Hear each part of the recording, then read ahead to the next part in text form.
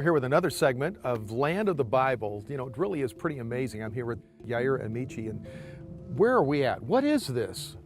We're looking at Herodium. Okay. Herodium, this is the castle that was built by King Herod when he first comes to power.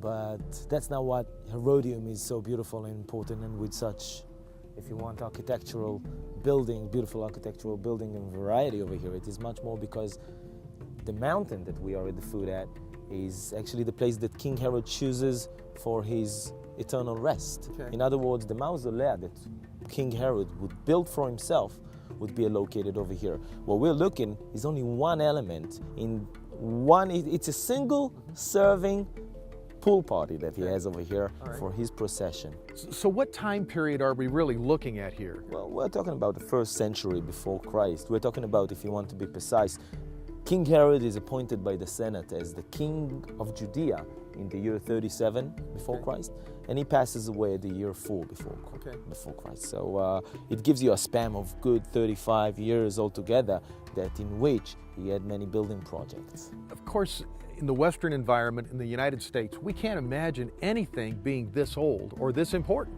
Well, when one goes and has a questions that one wants to investigate, for an example, Jesus' life's geography, you have to start digging and find where is this period of time. And wherever you find that, start excavating over there in order to bring that to light. When we're talking about the importance of this place, one can say it's only just a pool from 2,000 years ago, but no, it is part of the, if you want, the route of the procession of King Herod's funeral. We can learn a lot from that. A single serving pool was built by a king, so you can learn that the king is strong, that the king is confident. He's a megaloman, maybe. He understands the importance and the prestigious, if you want, values that would be given to him by the neighboring powers if they would see the splendor and, again, the reach of his procession. Now, from a logistics standpoint, we're outside Jerusalem. We're not very far from Bethlehem. But King Herod had multiple palaces. He had a palace in Jerusalem. He had this. He had Masada. Why all the different locations? I mean, he lived in a lot of different places, evidently. I think that you can actually investigate King Herod's character through the architectural style that he had adopted, and also by the decision making as for where to locate those, as you called, palaces. One can also say, are these palaces? These are safe asylums, these are safe havens, these are castle and strongholds and warehouses that he had spread out. And if you want the dominant ones, one is only 10 miles down south from Jerusalem. So if a riot or clashes start in Jerusalem, in a couple of minutes you're on a chariot and you're over here in Herodium.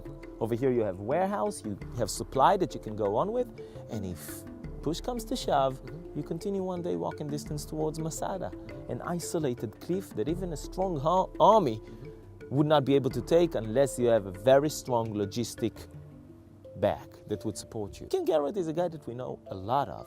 And we have to give credit to King Herod that had a biographer, and to this biographer that somehow his writings, his memoir, got into Josephus Flavius' hands, and he's the one bringing it to us. So yes, you can see that King Herod's main enemy was from inside, not from outside. King Herod had a real personality disorder. He was much more afraid of the Orthodox Jews at that time that were led by the Sadducees and the Pharisees and even the Essenes, and everybody was in opposition to King Herod in his view. But as for the enemies from outside, look, I am the third strongest man in the Roman Empire. I am over there. I have my own way to go to Augustus Caesar and to talk to him, and to Marcus Agrippa.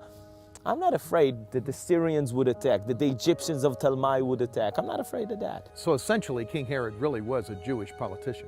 He was a Jewish politician that had some opposition, just like any other, I guess, Jewish politician nowadays. His problem, I guess, would be the fact that the Jews did not see him and conceive him as a Jew, whereas the pagans and the Gentiles did not see him as a pagan and a Gentile. He was somehow, we say, kind of like bold on both sides. Okay. They take out this hair from here, hair from there. The idea is that King Herod was strong. If he wouldn't have been strong, if he would not have been appreciated by the Romans as a tax collector, as the one that knows how to execute and to practice the Roman approach, the Romans' way of behavior, and to execute the Roman peace, he would not have been sitting on the throne. His legitimacy is not the Jewish subjects. His legitimacy is the throne. And he had a Rome. good relationship with Rome. Well, we know that. Look, when we talk about the smart politician, again, a textbook can be written about him because first he sides with the strongest man around, if you want, at the end of the 1st century before Common Era. That would be Mark Antony. So in reality, that is the religious and the political life going on here in this area when Jesus was alive. Of course, that's why we are so interested in that. Look, one thing that is shared, I guess, by Christian and Jews alike is the common disliking of King Herod. Now, this must be due only to the fact that we know so much about King Herod. And the individual that conveys the information, Josephus, he doesn't like King Herod. So to a certain extent, he chooses for us. Yeah. Now, what would the New Testament view of King Herod would be? Also a very negative one. Yeah. I mean, John the Baptist would be chopped short, if you want, would right. be Beheaded. decapitated, beheaded by probably the son of King Herod. So they don't like him as well. It's shared. But at the same time, you can most definitely say we're talking about an exquisite king and a strong king that his main loyalty was not to the subjects but to the Romans. And the Romans appreciated him for it. Aaron, Gave him thank you credit. for all the information. This is fantastic.